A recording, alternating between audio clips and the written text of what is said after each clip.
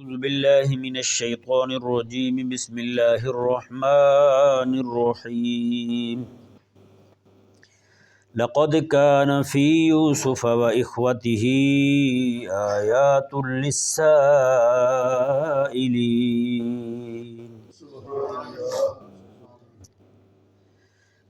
اس آیہ مبارکہ میں اللہ تبارک و تعالی نے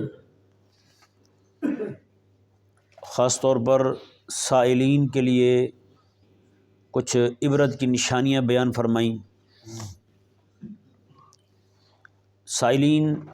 جیسا کہ اس کے شان نزول سے یہ بات عیاں ہوئی تھی کہ مکے کے مشرکوں نے یہودیوں سے پوچھا تھا کوئی ایسے سوالات بتائیں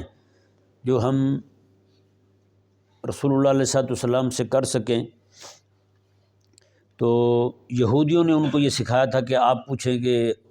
حضرت یعقوب علیہ السلام جو ہیں آپ تو شام میں تھے،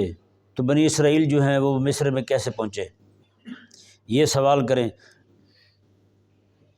اور چونکہ سوال یہ یہودیوں کا تیار کرتا تھا، پوچھنے والے مشرک تھے، تو حقیقت میں پوچھنے والے دو ہو گئے۔ پھر کون ہو گئے؟ کتنے ہو گئے؟ دو پوچھنے والے ہو گئے۔ اور ایک روایت کے مطابق جو ہے کچھ اہل ایمان نے بھی یہ سوال کیا، کچھ اہل اسلام نے بھی یہ سوال کیا تھا آقا علیہ السلام کی بارگاہ میں۔ تو اس طرح اب تین سائل ہو گئے، ایک مشرکین اور دوسرے یہودی اور تیسرے مسلمان۔ اللہ تبارک و تعالی نے یہاں ارشاد فرمایا لقد کان فی یوسف و اخوتہ آیات للسائلین، فرمایا ضرور بالضرور یوسف علیہ السلام اور ان کے بھائیوں کے قصوں میں ضرور عبرت کی نشانیاں ہیں ان لوگوں کے لیے جو سوال کرنے والے ہیں، جو سوال کرنے والے ہیں۔ اب اس آیہ مبارکہ پر غور کرتے ہیں کہ خلاق کائنات نے جو ارشاد فرمایا کہ ان یوسف علیہ السلام کے اس قصے میں یا باقی جو قصے آپ کے بیان ہوں گے اس میں نشانیاں ہیں سوال کرنے والوں کے لیے۔ یہودیوں کے لیے کیا نشانی ہے عبرت کی، مشرکین کے لیے کیا نشانی ہے عبرت کی، اور اہل ایمان کے لیے کیا نشانی ہے عبرت کی۔ ٹھیک ہے نا جی؟ یہ تینوں جو گروہ ہیں، تینوں گروہوں کے متعلق خلاق کائنات نے ارشاد فرمایا ان کے لیے عبرت کی نشانی ہے۔ اب ذرا ہم غور کرتے ہیں، قرآن کریم کا یہ طریقہ مبارکہ ہے۔ قرآن کریم جو ہے وہ مطلق صرف مضمون کو بیان کرتا ہے، اور آگے قرآن فرماتا ہے ان فی ذالک، بے شک اس میں لآیات نشانیاں ہیں تاکہ تم فکر کرو۔ اس میں نشانیاں ہیں کن کے لیے؟ عقل والوں کے لیے۔ اس میں نشانیاں ہیں اس لیے تم فکر والے بن جاؤ، تمہاری عقل بڑھے، تم تدبر کرنے والے بن جاؤ۔ تو مطلب یہ ہے کہ قرآن کریم جو قصہ بھی بیان کرتا ہے نا جی، اس کے متعلق وہ حکمت کو کھولتا نہیں ہے، اس میں جو نشانی ہوتی ہے اس کو کھولتا نہیں ہے۔ قرآن کریم صرف بیان کر دیتا ہے ایک قصہ، جیسے ابراہیم علیہ السلام کا قصہ بیان ہوا، حضرت ہود علیہ السلام کا قصہ بیان ہوا، آخر میں قرآن یہی کہتا ہے اس میں نشانیاں تمہارے لیے جی۔ وہ پھر عبرت کے جو خود پھول ہیں وہ میرے آقا علیہ السلام نے بیان فرمائے، مفسرین نے کھولے پھر ہیں جی، اس طرح کر کے۔ اب یہ آیہ مبارکہ بھی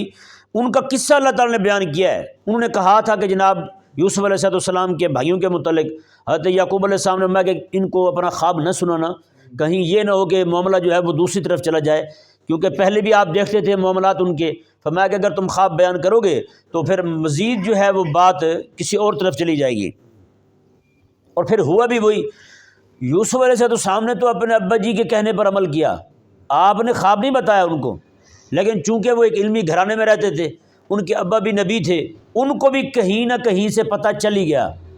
ہیں جی۔ لیکن یوسف علیہ السلام نے نہیں بتایا، یعقوب علیہ السلام نے بھی بیان نہیں کیا، لیکن انہیں کچھ جیسے کہتے ہیں نا ہماری زبان میں ٹیوا لگا لینا ہیں، اس طرح کی کوئی باتیں جو ہیں ان پر کچھ عیاں ہوئیں، تو اس کے بعد جو ہے وہ معاملات وہ مزید گمبھیر ہوتے چلے گئے حضرت یوسف علیہ نبی جناب علیہ السلام کے ساتھ۔ تو اللہ تبارک و تعالی جو ہے یہاں پر بھی وہی فرما رہا ہے کہ فرمایا اس میں نشانیاں ہیں سوال کرنے والوں کے لیے، جو سوال کرتے ہیں ان کے لیے۔ اب ہم درجہ بدرجہ تینوں کا بیان کرتے ہیں، تینوں کے لیے کیا کیا نشانی ہیں۔ مشرکین گئے یہودیوں کے پاس، یہودیوں نے یہ سوال سکھایا، تو پہلے سائل جو ہیں وہ یہودی بنے۔ کون بنے؟ یہودی بنے۔ یہودیوں کا یہ سوال تھا کہ آپ پوچھیں کہ شام میں رہتے تھے تو مصر میں کیسے پہنچ گئے، یعنی فلسطین رہتے تھے، مصر میں کیسے پہنچے یوسف علیہ السلام جو ہیں، حضرت یعقوب علیہ السلام کی اولاد جو ہے۔ تو خلاق کائنات نے چونکہ اب یہ یہودی جو تھے یہ سارے بنی اسرائیل تھے، یعنی اپنے آپ کو حضرت یعقوب علیہ السلام کی ہی اولاد کہتے تھے اور تھے بھی انہی کی اولاد میں سے، تو اللہ تبارک و تعالی نے حضرت سیدنا موسیٰ علیہ حضرت سیدنا یوسف علیہ السلام کا قصہ بیان کر کے ان کے شام سے مصر پہنچنے کا، کہ وہ ایسے پہنچے ہیں اور مصر کے اندر جو ہے وہ کیسے ظلم برداشت کرتے کرتے مصر کی جناب اقتدار اعلیٰ جو ہے، وہاں کی جو حکومت ہے وہ آپ کے ہاتھ میں آ جاتی ہے، اللہ تعالیٰ آپ کے ہاتھوں دین کو غالب کر دیتا ہے، یہ کیسے سارا ہوا؟ تو اللہ تبارک و تعالیٰ نے وہ سارا بیان کر کے یہودیوں کو سمجھایا، فرمایا کہ یہودیوں جیسے یوسف علیہ السلام کے بھائیوں نے یوسف علیہ السلام کے ساتھ کیا تھا، لیکن حقیقت کے اندر ان کا یوسف علیہ السلام کے ساتھ یہ معاملہ کرنا ان کے لیے اللہ تعالیٰ کی طرف سے باعث رحمت بنا، ان کے لیے بادشاہ کے گھر پہنچنے کا سبب بنا، ان کے لیے ان کا یہ معاملہ کرنا یوسف علیہ السلام کے حکومت تک پہنچنے کا، ان کے غلبہ پانے کا سبب بنا، تمہارا ان کو شام سے نکالنے کا جو عمل تھا، تمہارا عمل جو ہے ان کو مزید فلاح کی طرف لے گیا، مزید ترقی کی طرف لے گیا، ہے جی، اللہ اکبر کبیرہ۔ تو اللہ تبارک و تعالی نے یہاں پر ان کے لیے عبرت کا کیا نشان بیان فرمایا؟ عبرت کی نشانی ان کے لیے یہ ہے کہ فرمایا کہ آج تم کھڑے ہو مکے میں، میرے حبیب کریم صلی اللہ علیہ وآلہ وسلم تم مدینے میں ہو، میرے حبیب کریم علیہ السلام مکہ میں ہیں، جب میرے حبیب کریم علیہ السلام وہاں آئیں گے، چونکہ تم اپنے آپ کو نبیوں کی اولاد کہتے ہو اور میرے حبیب کریم علیہ السلام نبیوں کے امام بن کے آ رہے ہیں، تم اسحاق علیہ السلام کی اولاد میں ہو، میرے حبیب کریم علیہ السلام اسماعیل علیہ السلام کی اولاد میں ہیں، تو چچا زاد ہوئے آپس میں، ہے جی، جس طرح ان کا قرب بیان کیا حضرت یوسف علیہ السلام کا اور ان کے بھائیوں کا، اسی طرح کر کے اللہ تبارک و تعالیٰ نے یہاں پر ان کو یہ فرماتے ہوئے کہ تمہارے لیے بھی اس میں عبرت کی نشانی ہے، میں جس طرح کر کے انہوں نے دشمنی مول لی تھی یوسف علیہ السلام کے ساتھ، اسی طرح تم دشمنی مول لو گے میرے حبیب علیہ السلام کے ساتھ، پھر ہوگا کیا؟ آخر میں تم فتنے پھیلاؤ گے، سارا کچھ کرو گے، لیکن غلبہ جو ہے جس طرح وہاں یوسف علیہ السلام کو میسر آیا تھا، یہاں پر بھی غلبہ میرے حبیب کریم علیہ السلام کو ہی ملے گا، یہاں بھی غلبہ میرے حبیب کریم علیہ السلام کو ملے گا۔ اس طور پر اللہ تعالیٰ نے فرمایا کہ آیات للسائلین، میں سوال کرنے والوں کے لیے اس میں عبرت کا نشان ہے، اور میں تم ابھی غور کر لو، ابھی سوچ لو، تم جو سوال کر رہے ہو جی، تمہارے سوال کے جواب میں تمہیں صرف سوال کا جواب دینا محض اتنا اس بات میں منحصر نہیں ہے کہ تمہیں صرف مطمئن کر دیا جائے، تمہیں بتا دیا جائے، نہ، جہاں پہ میرے آقا صلی اللہ علیہ وسلم کی نبوت کی حقانیت کو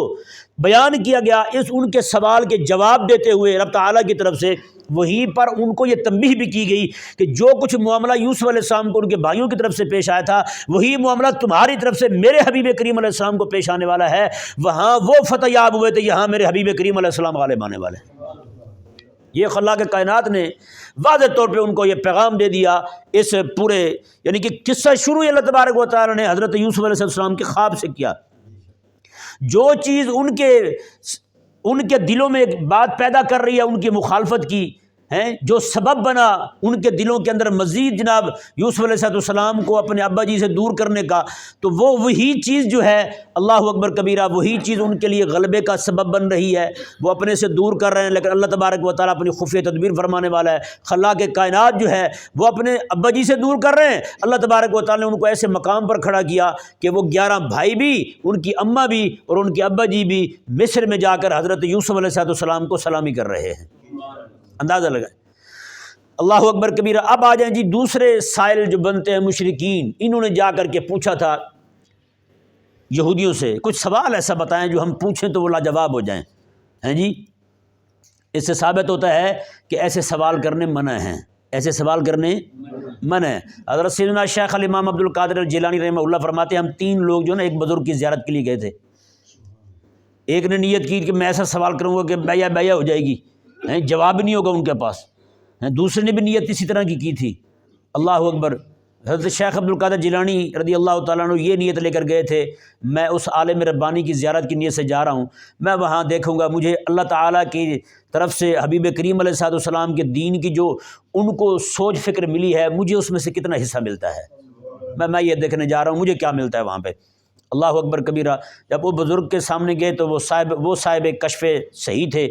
انہوں نے فوراً فرمایا کہ تو اس نیت کے ساتھ آیا، تو اس نیت کے ساتھ آیا، تو اس نیت کے ساتھ آیا۔ دونوں کے لیے انہوں نے آنے والے دور میں جو خطرات آنے والے تھے اور وہ ظہور پذیر ہونے والے تھے وہ بیان کر دیے۔ میں یہ سارا تمہاری بدگمانی کی وجہ سے تمہارے ساتھ یہ ہوگا، تم اس نیت کے ساتھ آئے تھے کہ ہم امتحان لیں گے، سوال کریں گے، ایسا ہیں۔ اور تیسرے حضرت شیخ عبد القادر جیلانی رضی اللہ تعالیٰ عنہ جو تھے، ان کو انہوں نے فرمایا کہ میں دیکھ رہا ہوں کہ ایک وقت آئے گا کہ پورے بغداد کے لوگ اور عراق کے لوگ جو ہیں اور فی انحاء العالم یعنی پوری دنیا سے لوگ جو ہیں وہ جمع ہو کر کے آپ کے پاس آئیں گے اور تم سے غلبہ دین کی فکر پائیں گے۔ اندازہ لگا۔ پھر وہی ہوا، ایوبی وہیں سے اٹھے ہیں جی، زنگی کو فکر پہنچتی ہے تو حضرت شیخ عبد القادر جیلانی سے پہنچتی ہے، پھر وہی فکر جو ہے جناب وہ فاطمیوں کی حکومت کے جناب وہ چھکے چھڑانے سے لے کر کے وہ جناب پھر تتاریوں کے ساتھ نبرد ازما ہوتی ہے، وہی فکر جو ہے وہ جناب نصرانی صلیبی لوگ جو ہیں ان کو جناب فلسطین سے دھکے مار کے نکالنے پر منتج ہوتی ہے، اور وہی فکر جو ہے حضرت شیخ عبد القادر جیلانی رحمہ اللہ کی وہ جناب مسجد اقصی میں اذانیں دلوانے پر منتج ہوتی ہے۔ اندازہ لگائیں۔ تو سوال کرنے کی نیت جو ہے نا وہ اچھی ہونی چاہیے، بندہ جہاں بھی سوال کرے کسی عالم سے عمل کی نیت سے سوال کرے، میں عمل کروں گا، یا عقیدے کے متعلق ہے تو میں اپنا عقیدہ درست کروں گا۔ بہرحال تو مشرکین جو ہیں انہوں نے سوال کیا یہودیوں سے سیکھ کر کے۔ اب دیکھیں مشرکین مکہ جو ہیں ان میں کون لوگ ہیں؟ قریش لوگ ہیں جی، ابو جہل قریش میں سے ہے جی، اور دیکھ لیں جناب ابو لہب جو ہے وہ تو بنو ہاشم میں سے ہے جی، ابو لہب ہو گیا، یہ سارے کے سارے۔ اب اندازہ لگا یہ لوگ کون ہیں؟ یہ لوگ بھی تو آقا علیہ السلام کے رشتہ دار تھے، آقا علیہ السلام قریش سے ہیں تو ابو جہل بھی قریش سے ہیں جی، آقا علیہ السلام بنو ہاشم سے ہیں تو ابو لہب بھی بنو ہاشم سے ہے۔ اب یہ لوگ بھی قریبی ہیں۔ اب اللہ تبارک و تعالیٰ نے یہاں واضح فرمایا کہ سوال کرنے والوں کے لیے اس میں عبرت کا سامان ہے، سوال کرنے والوں کے لیے اس میں عبرت کا سامان ہے۔ وہ عقل والے جو ہیں وہ عبرت کے پھول نکال لیتے ہیں، اور بے عقل جو ہے وہ ویسے مست رہتے ہیں، بے عقل ویسے مست رہتے ہیں۔ اللہ اکبر کبیرہ۔ تو حضرت جو ہے نا میرے کریم آقا صلی اللہ علیہ وآلہ وسلم پر یہ اللہ تعالیٰ نے آیات مبارکہ نازل کر کے مکے والوں کو بھی تنبیہ فرمایا کہ تمہارے لیے بھی اس میں عبرت کا سامان ہے۔ وہ کیسے عبرت کا سامان کیسے ہے؟ وہ اس طرح ہے کہ جس طرح یوسف علیہ السلام کے قصے میں بھائیوں نے اپنے بھائی کو یوسف علیہ السلام کو اپنے گھر سے نکالا تھا، میں کہ یہی معاملہ تمہارے ساتھ بھی پیش آنے والا ہے، تم بھی امام الانبیاء علیہ السلام کو اللہ کے گھر سے دور کرو گے، کعبہ مشرفہ سے تم نکالو گے حبیب کریم علیہ السلام کو۔ تو پھر دیکھو وہ نکالنے والے تھے یوسف علیہ السلام کو، تو غلبہ یوسف علیہ السلام کو ملا، نکالنے والوں کو غلبہ نہیں ملا۔ یہاں بھی وہی ہوگا، غلبہ جو ہے وہ میرے حبیب کریم علیہ السلام کو ملے گا۔ اور اللہ اکبر کبیرہ، قربان جائیں، جب میرے آقا صلی اللہ علیہ وآلہ وسلم مکہ سے روانہ ہوتے ہیں، کعبہ مشرفہ کو دیکھ کے حضور رو رہے ہیں۔ آقا علیہ السلام فرماتے ہیں کہ کعبہ مجھے تیری جگہ سارے جہان سے پسند تھی، لیکن اب تیرے یہاں رہنے والے تیرے پڑوسی جو مجھے رہنے نہیں دیتے، اس لیے میں یہاں سے جا رہا ہوں۔ یہ حضور نے روتے ہوئے یہ کلمات کہے تھے۔ پھر وہ وقت آیا کہ کریم آقا علیہ السلام 10,000 کا لشکر لے کر مکہ مکرمہ تشریف لاتے ہیں جی، اور آقا علیہ السلام کے صحابہ کرام علیہ مردوان جو ہیں ان کو مختلف وادیوں سے اس طرح کر کے اندر داخل کیا گیا، اور آقا علیہ السلام جس لشکر کے سامنے جی وہ کھڑے ہوئے تھے، ایک حضرت عباس رضی اللہ تعالیٰ عنہ اور ایک اور بھی تھے، انہوں نے پوچھا ہاں بھئی یہ کون سا لشکر ہے؟ انہوں نے کہا یہ فلاں، انہوں نے کہا ان کو ہم کچھ نہیں جانتے۔ دوسرا لشکر ہے، انہوں نے کہا یہ کون ہے؟ انہوں نے کہا ہم تو نہیں جانتے ان کو کون ہے یہ، یعنی اپنی طرف سے یہ نارمل لے رہے تھے بات کو، اور نہیں کچھ نہیں ہوتا۔ اتنے میں آقا علیہ السلام، اللہ اکبر کبیرہ، کیا یار وہ منظر ہوگا ہیں، امام الانبیاء علیہ السلام تلواروں کی گرج چمک کے اندر حضور تشریف لا رہے ہیں، کعبہ مشرفہ میں داخل ہو رہے ہیں، تو کہتے ہیں کہ وہ دیکھ کے، وہ منظر دیکھ کے جی ہیبت آ رہی ہوگی لوگوں پر، ایسی ہیبت آ رہی ہوئی لوگوں پر، قربان جائیں۔ تو کہتے ہیں انہوں نے پوچھا ہاں بھی، انہوں نے کہا یہ تو جاہ و جلال ایسا تو بادشاہوں کو بھی حاصل نہیں ہے جو مصطفیٰ کریم علیہ السلام کو عطا ہو گیا ہے جی۔ وہ والا منظر، یعقوب علیہ السلام اور ان کے بیٹے، یعقوب علیہ السلام کے بیٹوں نے اپنے بھائی کو اپنے ابا سے دور کیا، دور کرنے کے بعد جب دیکھا کہ بھائی بادشاہ بن کے بیٹھا ہوا ہے، کہاں پہ بادشاہ بنا ہوا؟ مصر کی حکومت ان کے ہاتھ میں آ گئی ہے۔ اللہ اکبر کبیرہ۔ پھر وہی گھر سے نکالنے والے جو ہیں وہ جناب آگے پیچھے ہو رہے تھے، وہ جناب سر جھکا جھکا کے ان کو جناب سجدہ تعظیمی کر رہے تھے۔ اور یہاں پر دیکھیں اللہ اکبر، میرے کریم آقا صلی اللہ علیہ وسلم جب مکہ مکرمہ میں آئے داخل ہو رہے ہیں، میرے آقا صلی اللہ علیہ وآلہ وسلم کو یہ منظر جو ہے نا، یہ دیکھ کے لوگوں کے دل دہل گئے۔ انہوں نے کہا یہ کیا ہو گیا بھائی، ہم نے تو کبھی سوچا نہیں تھا کہ اتنی جمعیت اکٹھی ہو جائے گی، اتنا لشکر اکٹھا ہو جائے گا، اتنی سپاہ جمع کر لیں گے، اتنے بڑے سپاہ سالار بن جائیں گے یہ مصطفیٰ کریم علیہ السلام۔ اللہ اکبر کبیرہ۔ جب انہوں نے یہ دیکھا نا جی منظر، اس کے بعد پھر لوگ کھڑے ہوئے وہاں پہ اپنے اسلام کا اعلان کرنے لگے ہیں کیا؟ وہی وہ آیات للسائلین آیا ہی نہیں آیا جی۔ رب تعالیٰ نے فرمایا کہ عبرت کا نشان ہے تمہارے لیے، میں تم عبرت پکڑ لو، وگرنہ جس طرح انہوں نے جب دیکھ کے یوسف علیہ السلام کی بادشاہی کو کلمہ پڑھا تھا، میں اس طرح کر کے تم بھی مصطفیٰ کریم علیہ السلام کی بادشاہی کو دیکھ کر کے، میرے حبیب کا روب اور جلال دیکھ کر کے، میرے حبیب کی جناب جو چمک دمک تجھے اس وقت تمہیں دکھائی دے گی، پھر تم ماننے پہ مجبور ہو جاؤ گے، پھر تم کلمہ پڑھو گے۔ پھر لوگوں نے جناب ایسے بھاگ کے آئے اور آقا علیہ السلام کے ہاتھ پر اسلام قبول کیا، کلمہ پڑھ رہے ہیں، مسلمان ہو رہے ہیں۔ تو اندازہ لگائیں جی کس طرح کر کے اللہ تبارک و تعالیٰ نے ان کو بھی پھر دکھایا میرے حبیب کریم علیہ السلام کا روب و جلال۔ اور پھر اس وقت تو میں کیا حضور کا کیا وہ منظر بیان کیا جائے، الفاظ ہی نہیں ہے ہمارے پاس۔ صرف آپ کو میں ایک بات سناتا ہوں، حضرت بلال رضی اللہ عنہ، ان کو حضور نے فرمایا بلال آج کعبے کی چھت پہ اذان پڑھ، آج کعبے کی چھت پہ اذان پڑھ۔ حضرت بلال فرماتے ہیں اس کی جو رسے تھے ان کو پکڑ کے میں چڑھا، اور آپ فرماتے ہیں اس وقت میں تھوڑا بوڑھا بھی ہو گیا تھا، چڑھنے میں تھوڑی سی سانس بھی پھول رہی تھی۔ جب میں چڑھا نا کعبے کی چھت پر، تو مشرکین جو بھی بھاگے ہوئے تھے وہ پہاڑ کی چوٹی میں بیٹھ کے دیکھ رہے تھے کہ کیا منظر ہے۔ اللہ اکبر کبیرہ۔ کہتے ہیں کہ وہ جناب اوپر بیٹھے ہوئے تھے، جب بلال نے اللہ اکبر کا نعرہ لگایا نا جی، حضور کے صحابہ فرماتے ہیں وہ اوپر پہاڑوں کی چوٹیاں چھوڑ کے بھاگے۔ انہوں نے کہا آج مر گئے ہم بھائی۔ انہوں نے کہا یہ بھی جناب کعبے کی چھت پہ چڑھ گئے بلال، وہ بلال جس کو کعبے کے سامنے سجدہ کرنے پہ مارا جائے، جس کو کعبے کے سامنے کھڑے ہو کے اللہ واحد کا نعرہ لگانے پر مارا جائے، آج وہی بلال رضی اللہ تعالیٰ جو کعبے کی چھت پہ کھڑے ہیں، ان کے دلوں میں اسلام کی ایسی جناب ایسا روب بیٹھا، ایسی دہشت بیٹھی کہ قربان جناب وہ منظر بیان نہیں کیا جا سکتا کہ کس طرح کر کے جناب وہ پہاڑوں کو چھوڑ کر کے بھاگے وہاں سے۔ انہوں نے کہا یہ بلال آج کعبے کی چھت پہ چڑھ گیا۔ اللہ اکبر کبیرہ۔ تو وہ منظر جو ہے نا جی، جب منظر دیکھا بھائیوں نے یوسف علیہ السلام کے بادشاہ بننے کا، ان کے بھی سر جھک گئے۔ جب انہوں نے منظر دیکھا میرے حبیب کریم علیہ السلام کے اس طور پہ مکہ مکرمہ میں کعبہ مشرفہ میں داخل ہونے کا، اللہ اکبر کبیرہ، تو وہ منظر پھر جناب کیا ان کے دلوں پہ گزری ہوگی یار۔ اللہ اکبر۔ میرے امام الانبیاء نبی رحمت صلی اللہ علیہ وسلم کی زبان مبارکہ سے یہ الفاظ جاری ہوتے ہیں، اور جو میرے فلاں غلام کے گھر میں داخل ہو جائے اسے بھی کچھ نہیں کہیں گے ہم، جو فلاں کے گھر میں چلا جائے اسے بھی کچھ نہیں کہیں گے۔ یہاں تک کہ حضور نے وہاں کھڑے ہو کے حضرت ابو سفیان کا بھی نام لیا، جی وہ بھی کلمہ پڑھ گئے اسی وقت۔ میرے آقا علیہ السلام جو ابو سفیان کے گھر میں چلا جائے گا اسے بھی ہم کچھ نہیں کہیں گے، ان کے گھر میں آ جائے ہم اسے کچھ نہیں کہیں گے، قربان جائیں۔ یہ جی نشانیاں ہیں دو، کن کے لیے؟ پہلی یہودیوں کو فرمایا کہ یہ عبرت کا نشان ہے، یہ کوئی قصہ کہانی نہیں سنا رہے ہم آپ کو، اور دوسرا فرمایا رب تبارک و تعالیٰ نے مکے کے لوگوں کو، میں تمہیں ہم کو قصہ کہانی نہیں سنا رہا ہے، ہم تمہاری کو دل جو ہے نا وہ دل جوئی کے لیے ہم تمہیں قصے نہیں سنا رہے کہ تم جناب کوئی بچے ہو تو تمہیں جناب ایسی باتیں سنائی جائے، ہم نہ نہ نہ، جو کچھ ہم سنائیں گے نا پھر اس کے نتیجے میں جو کچھ ہوگا وہ بھی تمہیں پتہ چل جائے گا۔ اللہ اکبر۔ بات کی ہی ایسے جائے یار اگلے کو کچھ سمجھ آئے۔ آج ہمارے واقعات سنانے، قصے سنانے کا مقصد بے مقصد ہوتے ہیں، ایسے سنایا سارا بے مقصد۔ کبھی آپ مثنوی شریف پڑھ کے دیکھیں نا مولانا روم رحمہ اللہ کی، سچی بات ہے ہم لوگ تو ان کتابوں کے مطالعے سے دور ہو گئے ہیں۔ مثنوی شریف اللہ اکبر ایسی ایسی بات سناتے ہیں مولانا روم رحمہ اللہ، اور آخر میں جو اس کا نتیجہ نکالتے ہیں قربان جائیں یار، ہاں ایسے زبردست نتیجہ نکلتا ہے۔ یہ نتیجہ نکالنا کو بندہ چاہتا ہے نا جی، تعویل الاحادیث چاہتا ہے کہ باتوں کو ان کے صحیح محمل پر جناب ان کو صحیح جگہ ٹھہرا سکے، ان کو صحیح جگہ پر بٹھا سکے بات کو، تو وہ پھر مولانا روم رحمہ اللہ کی مثنوی ضرور پڑھے۔ جب مثنوی پڑھے گا اسے سمجھ آئے گی جی، مثنوی پڑھے پھر قرآن پڑھے، انشاءاللہ عز و جل قرآن جو ہے نا پھر اپنے موتی باہر نکال کے اس کے سامنے رکھ دے گا۔ مثنوی شریف جو ہے نا ویسی لاجواب کتاب ہے۔ بہرحال اس کے مطابق شان نزول کے متعلق تیسرا قول جو میں نے آپ کے سامنے عرض کیا، صحابہ کرام علیہ رضوان نے بھی یہ سوال کیا تھا حضور کی بارگاہ میں۔ ظاہری بات ہے یہاں پہ میں صرف سمجھانے کے لیے کہہ رہا ہوں، یہاں کو مسئلہ کھڑا ہو جائے نا جی،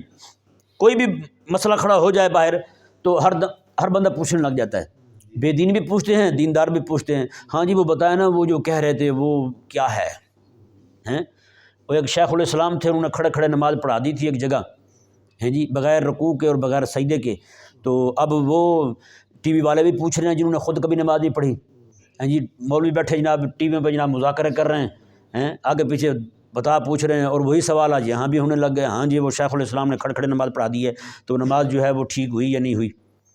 ہیں جی اب دیکھیں وہ سوال، وہی سوال بے دین بھی کر رہے ہیں، تو وہی سوال جو ہے جب ایک عام ہوتا ہے نا پھر ہر طرح کا بندہ پوچھتا ہے بھی میرے کو بھی تشفی ہو جائے، تو ممکن ہے کہ یہ سوال جو ہے نا اٹھایا انہی کی طرف سے گیا ہو، بعد میں کچھ صحابہ کرام علیہ رضوان نے بھی پوچھ لیا ہو کہ یا رسول اللہ صلی اللہ علیہ وسلم اس بارے میں ہمیں بھی ارشاد فرمائے کہ حضرت یوسف علیہ السلام کے ابا جان جو ہیں وہ رہتے تو وہاں تھے فلسطین میں، تو بنی اسرائیل جو ہیں وہ سارے مصر کیسے پہنچ گئے؟ تو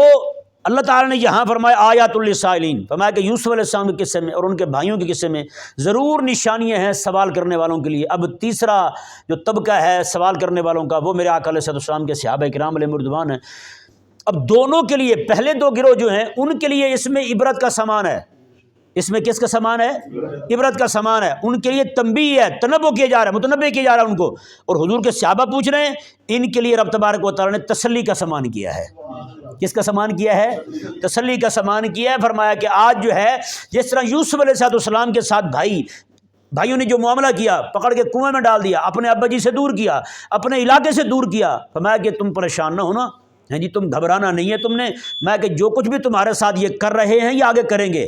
ہیں جی جس طرح غلبہ ہم نے یوسف علیہ السلام کو دیا تھا اسی طرح غلبہ ہم تمہیں بھی عطا فرمائیں۔ کیسا سامان ہے؟ تسلی کا،